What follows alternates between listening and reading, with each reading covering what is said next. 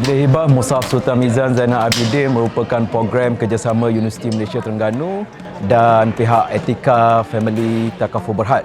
Dan program ini bertujuan untuk memberi pendedahan kepada masyarakat tentang peri pentingnya menggunakan mushaf yang disahkan dan diperakukan oleh pihak Kementerian Dalam Negeri.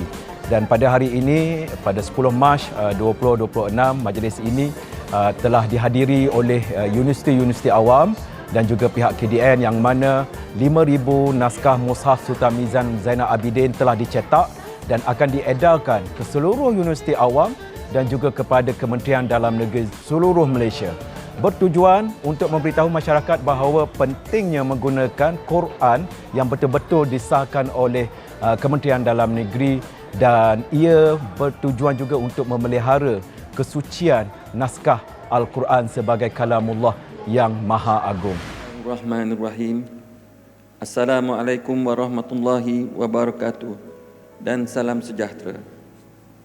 Dengan lafaz yang mulia, Bismillahirrahmanirrahim, beta dengan sukacitanya merasmikan Majlis Hibah Mushaf Sultan Mizan Zainal Abidin, Anjuran Universiti Malaysia Terengganu dengan kerjasama Etika General Takaful Berhad.